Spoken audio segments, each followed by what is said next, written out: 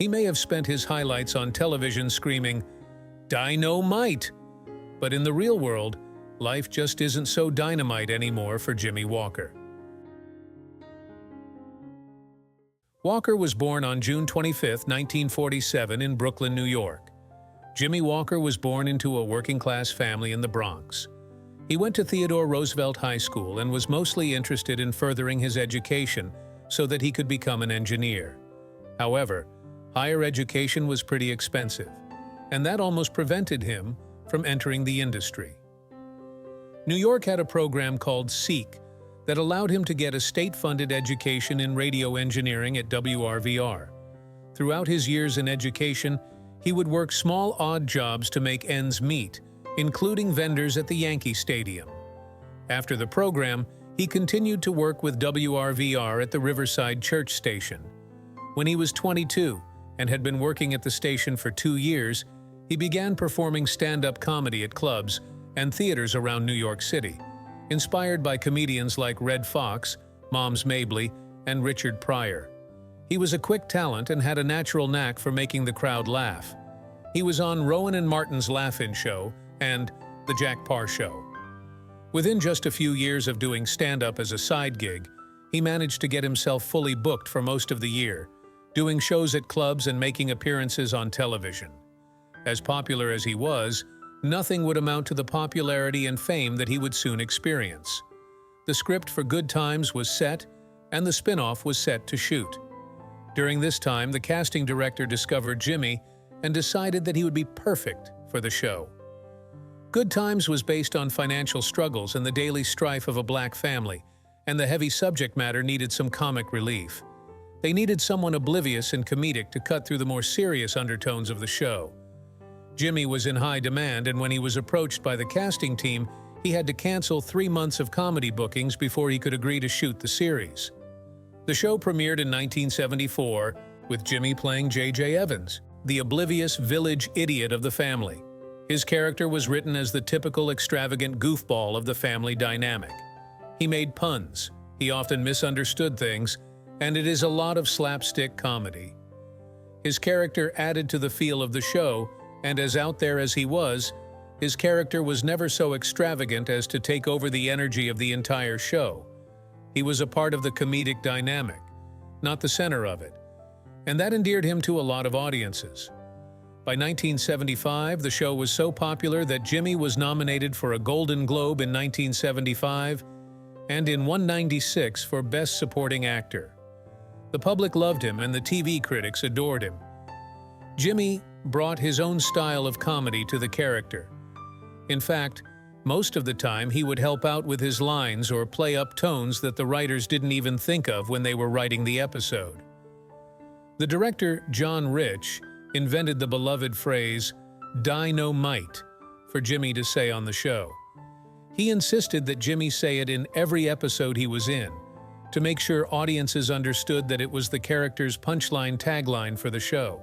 As J.J. Evans, Walker became known for his catchphrase, "Dy-no-mite," and his trademark exuberance.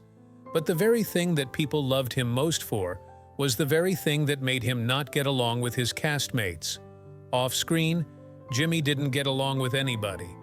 Over time, people began to dislike him because they believed his character betrayed the values of the show they wanted to create. One of his biggest dissenters was Esther Roll. In an interview, Esther said, "I dislike some of the foolishness of JJ, but Jimmy Walker is an ambitious young man whom I have respect for. I wouldn't go out with him socially, but we're just not the same type of people." Esther had a different vision for the show.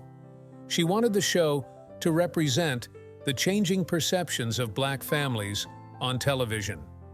Jimmy's character was the antithesis of the lazy, buffoonish, uneducated black male stereotype that was often pushed onto African Americans. Although she acknowledged that he lent the show some much-needed comic relief, she couldn't help but feel that his character became more and more extravagantly degenerate as the show went on. Instead of focusing on positive stereotypes of black people, Jimmy's comedy would take over the energy of the show, leaving him as the model stereotype for black children watching the show simply because he took up a good chunk of the spotlight. Especially for black boys watching the show, she wanted them to look up to someone like Michael Evans instead. John Amos was in agreement with Esther on the matter, and when Jimmy became aware of this, they became the two cast members he would never speak to. He avoided all opportunities to speak to them and made sure he never had to, if it wasn't about the show. The conflict drove a rift in the cast. A lot goes on behind the scenes of Black Hollywood. Click the subscribe button and notification bell, and never miss out on the inside stories of your favorite Black Hollywood icons. John Amos left the show because of a show in Season 3 stating that the writers didn't understand African Americans. In an interview after leaving, he said, "That just doesn't happen in the community. We don't think that way." John was also having trouble with the producers because he felt that he wasn't being paid well on the show. After John left, Jimmy's character became more central to the show than ever.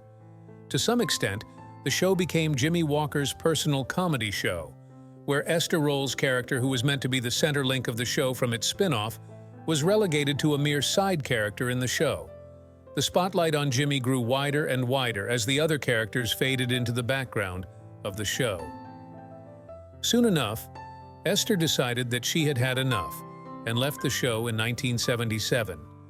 CBS made efforts to cover this up, as Esther was constantly advocating for changes in the writing, and her departure was described by Catch Comedy as half quitting, half firing. Her character was written out, and this didn't sit well with Esther or any of the audience members. The show had diverted from the dynamic that was established at the beginning, and the ratings and viewership began a steady decline. In 1979, the show was canceled, culminating in the final episode aptly named The End of the Rainbow. After this, Jimmy Walker continued to work steadily in television and film, appearing in a variety of roles, both big and small. There is a noticeable decline in the amount of shows and films Jimmy was booked for after Good Times ended. His next biggest roles were Sonny Barnes in Bustin' Loose and Sergeant Val Valentine in At Ease. He starred in his own short-lived variety series, The Jimmy Walker Show, in 1976, and made guest appearances on popular shows such as The Love Boat, Fantasy Island, and The Drew Carey Show. In addition to his work in television, Walker also appeared in several films, including Airplane and The Guyver. By 1992, he had already been relegated to working as a nameless background character when he played Celeb Number 3 in the second Home Alone movie. In the 90s, he decided to go back to his radio roots, which became his main occupation for most of that decade. In 2012, he released an autobiography of his life named Dy-no-mite. Good Times, Bad Times, Our Times, a memoir. With Jimmy near the end of the rainbow of his own career, he has a net worth of less than $1 million, estimated to be around only $800,000 in total.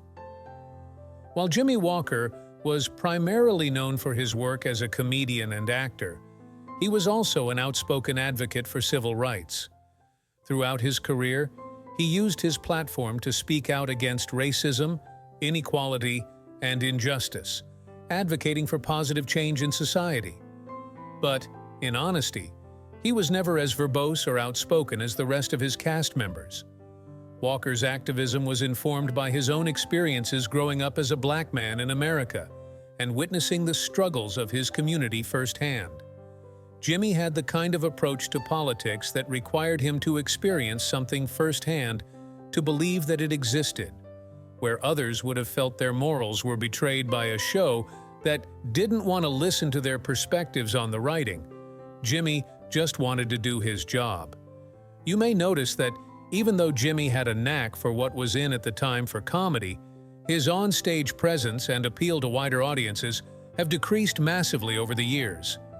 Jimmy was never really much of an actor. He was a comedian with a persona.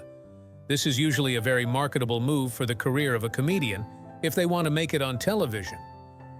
But personas go out of style all of the time, and it's unfortunate to say that this was the case for Jimmy too. Before and after his time on Good Times, unless he had the same skills as maybe an Eddie Murphy to capitalize on this persona, there was no way that Jimmy was going to manage to stay in style in the comedy industry. When your persona is your comedy skit, it can sometimes feel like you're telling the same joke over and over again. So, over time, his career struggled to keep its relevance past the heyday of his time of the Good Times. He may have been a black performer, but not every black performer is a revolutionary, simply by the fact that they are black. Unlike his castmate Esther Rolle, he didn't have many revolutionary ideas or beliefs about his blackness that he wanted to advocate for or speak openly about on his newfound platform. He often saw her advocacy for changes in the writing room as somewhat unnecessary. Esther unwarrantedly blamed Jimmy for the role he played on TV. For the most part, he had little control over how the character was framed, too, and yet she treated him like he had full control and wanted to play JJ the way he did. Jimmy has some pretty traditional views that he hasn't changed his position on. In his autobiography, he describes himself as a logicist, which is a person who believes in logic. However, Jimmy is never willing to explore what it is that influences his beliefs and perceptions surrounding what can be considered logical and what cannot. When he appeared on The O'Reilly Show in 2012, he stated that he would never vote for Barack Obama because he disagreed with Obama's Democratic political leanings. In a CNN interview, he described himself as a realist independent. Jimmy also claimed that he opposed affirmative action and opposed gay marriage on moral grounds, but believed its legalization should be passed. Jimmy Walker was the only cast member from Good Times who did not attend the funeral of Esther Rolle. He did this to avoid having to see the other cast members. Jimmy never quite built any long-lasting relationships in the industry, or in fact, in his personal life. He has never been married and has no children. Although he has had many girlfriends, Jimmy hasn't maintained many long-term partnerships that he has been public about. The idea that Jimmy Walker may be lonely originated on the internet when people realized that after he struggled to make industry friends, he also struggled to make life friends and kept most of his life personal. However, because of how private it is, it's hard to tell if Jimmy is lonely or just a loner. Remember, he never had friends on the cast of Good Times, and although this upset him in the same way it would upset anyone who expected to get along with others, he was mostly indifferent to the fact. For the most part, Jimmy seems satisfied with his life and doesn't feel that it's inadequate in any way, which indicates that although he may seem alone, he isn't particularly lonely. Click on this next video to get an inside look into the life of another Black Hollywood legend. Do you think that Jimmy is really lonely? Comment down below.